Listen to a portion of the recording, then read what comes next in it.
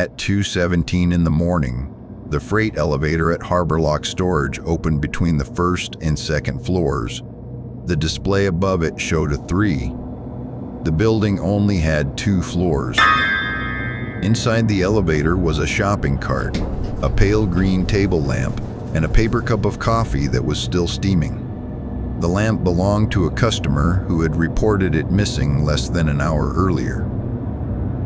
This is the last broadcast files, where some stories were never meant to find you. HarborLock occupied the back half of an abandoned shopping mall outside Toledo. The customer side looked new. Blue roll-up doors, white walls, bright motion lights.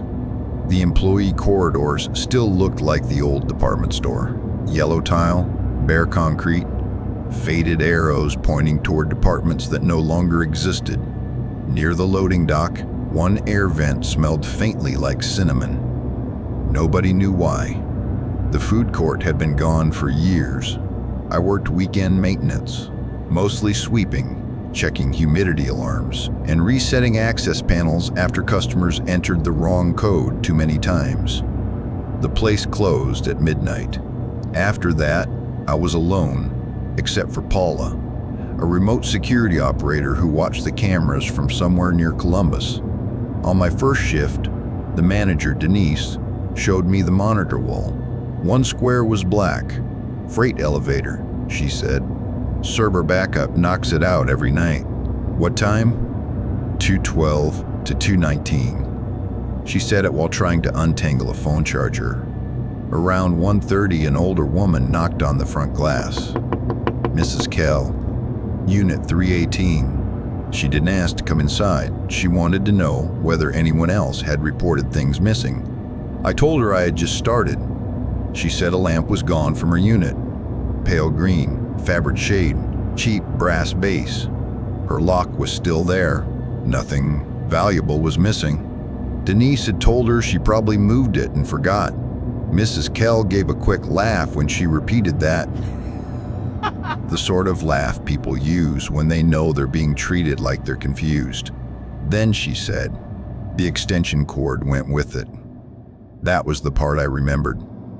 At 2:17, the freight elevator started moving. I heard the cables tighten before the motor came on. The number above the doors changed from 1 to 3. Then the doors opened about 2 feet. The car had stopped at a narrow concrete level between floors. A shopping cart sat in the middle of it. The green lamp was in the child seat. The coffee was on the lower rack. I waited for someone to step out. No one did. The door alarm began beeping. I pulled the cart into the hallway. The coffee was hot enough that I could feel it through the paper. Masking tape under the lamp had 318 written on it. I called Paula. She checked both public landings and said nobody had entered the elevator. Could be an old service stop, she said. There's no button for it, I replied. She went quiet for a second. Leave everything where it is and call Denise. That was what I should have done. Instead, I took the brass emergency key, the one with blue tape around the head, and opened Unit 318. I thought I was saving everyone paperwork over a $20 lamp. The unit held wrapped furniture, plastic tubs, and a dresser facing the door. There was a clean square in the dust on top of it. I put the lamp back.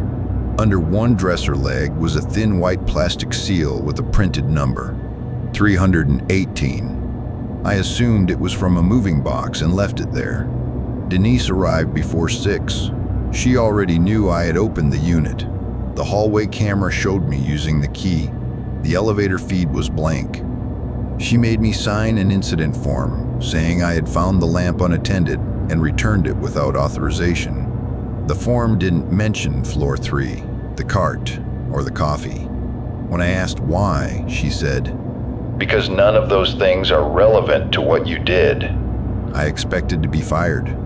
Instead, she told me to be back Friday. That bothered me later. 2 days after that, Mrs. Kell called while I was cleaning the loading dock. Her access code no longer worked. Denise put the call on speaker while she searched the account. She said a payment had been returned and the unit was under review. Mrs. Kell said the payment had cleared. I heard paper moving on Denise's desk. Then Denise said the account would be referred for lien processing if the balance wasn't fixed. Afterward, she told me some customers got confused when they fell behind. The next weekend, HarborLock hired an overnight guard. His name was Warren, retired transit police. Quiet, practical. He brought a thermos and a crossword book. Having him there made the building feel smaller, normal again. At 1:45, Warren found the emergency key I had used on 318. It was standing upright in the seam between two floor tiles. I had returned it to the desk before leaving my first shift. We checked the camera. At 1:43, the hallway was empty. At 1:44, the picture broke into static for less than a second. At 1:45, the key was already there. Before we could call Paula, she called us. She said she had started saving copies of the elevator logs after my first night. The system showed manual trips to floor 3 on 14 of the previous 20 nights. Every trip used the same supervisor code, Denise's. Paula had reported it to HarborLock's owner that afternoon. An hour later, her access to the elevator logs had been removed. At 2:12, the freight elevator camera went black. Warren and I waited in front of the doors. At 2:17, the cables pulled tight. The display changed to 3. The doors opened halfway. The car was empty. Below the normal buttons was a round metal plate. The screws around it were cleaner than the rest of the panel. I lifted it with my pocket knife. Behind it was a black button with no label. Warren told me not to touch it. I pressed it. That was my mistake. The elevator rose for less than a second and stopped hard. When the doors opened, we were facing a long concrete room under fluorescent lights. It wasn't a hallway or somebody's hiding place. It was a sorting floor. Metal shelves ran along one wall. Each shelf held one ordinary object: a toaster, a child's raincoat, a table fan, a ceramic dog, Mrs. Kell's extension cord. Every object had a white plastic seal attached to it, the same kind I had seen under her dresser. Behind the shelves were 6 rolling cages filled with better things: toolboxes, televisions, small appliances, boxes marked with unit numbers. The cages were lined up beside a small electric tug, the kind airports use to pull baggage carts. At the far end, a wide loading door stood open. Beyond it was the old mall delivery ramp. A white box truck was backed up to the dock with its rear doors open. Warren pulled a tag from one cage. It listed a unit number, a replacement lock code, and an auction date 3 weeks away. The customer was still paying for the unit. There was a clipboard on the wall with columns marked "Noticed" and "No response." That was when I understood the cheap objects. They took one thing that wasn't worth much. If the customer complained, the item went back and the account was left alone. If no one complained, they knew they could empty the unit before putting it into lien status. By the time the auction happened, the paperwork made the theft look ordinary. Warren raised his radio. The lights behind us went out. Then the next row. Then the next. The darkness moved toward us. A speaker above the loading door clicked on. Denise told us to stay where we were and wait for the owner. She sounded calm, almost bored. Warren kept walking. The speaker clicked again. Denise used my full name. Then she reminded me that the only recorded person who had entered Unit 318 was me. I finally understood why she hadn't fired me. The lamp had been a test for the new night employee. Would I follow instructions, or would I open a customer's unit with an emergency key? I had given them footage they could use if anything was discovered. The electric tug started. For half a second, I thought it was remote controlled. Then somebody stepped onto the back platform. I couldn't see his face, just a gray work jacket and one hand on the steering bar.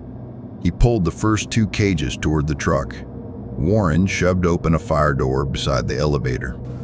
We ran into an old mall stock corridor and came out near the grocery store loading bay.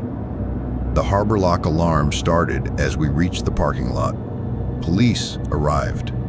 I think it was about 18 minutes later. The truck was gone. 4 cages were gone with it. 2 remained upstairs, but they held items from units already listed for auction. HarborLock's owner said floor 3 was an authorized staging area left off the public map for security reasons. He said Denise used the supervisor code because inventory transfers happened after closing. Paula emailed Warren the elevator logs from her personal account before HarborLock disabled her completely. The logs proved the trips happened.